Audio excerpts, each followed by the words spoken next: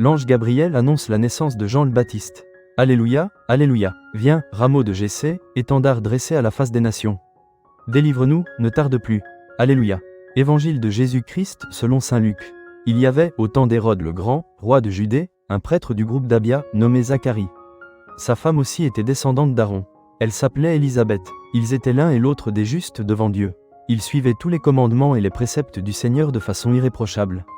Ils n'avaient pas d'enfants, car Élisabeth était stérile et, de plus, ils étaient l'un et l'autre avancés en âge. Or, tandis que Zacharie, durant la période attribuée aux prêtres de son groupe, assurait le service du culte devant Dieu, il fut désigné par le sort, suivant l'usage des prêtres, pour aller offrir l'encens dans le sanctuaire du Seigneur. Toute la multitude du peuple était en prière au dehors à l'heure de l'offrande de l'encens. L'ange du Seigneur lui apparut, debout à droite de l'autel de l'encens. À sa vue, Zacharie fut bouleversé et la crainte le saisit. L'ange lui dit : « Sois sans crainte, Zacharie, car ta supplication a été exaucée. Ta femme Élisabeth mettra au monde pour toi un fils, et tu lui donneras le nom de Jean. Tu seras dans la joie et l'allégresse, et beaucoup se réjouiront de sa naissance, car il sera grand devant le Seigneur.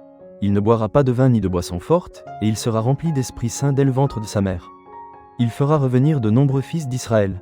Au Seigneur leur Dieu, il marchera devant, en présence du Seigneur, avec l'esprit et la puissance du prophète Élie, pour faire revenir le cœur des pères vers leurs enfants, ramener les rebelles à la sagesse des justes, et préparer au Seigneur un peuple bien disposé. » Alors Zacharie dit à l'ange : « Comment vais-je savoir que cela arrivera ?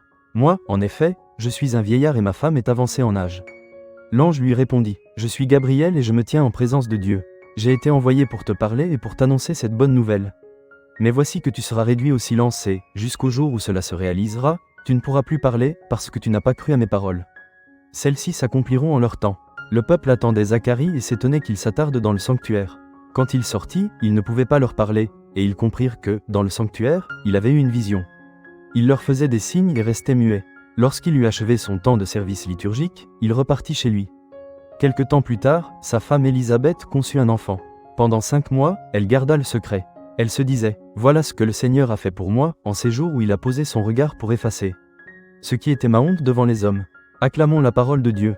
Pour la méditation complète, consultez le lien dans la description. N'oubliez pas de liker, vous abonner et partager. Que Dieu vous bénisse.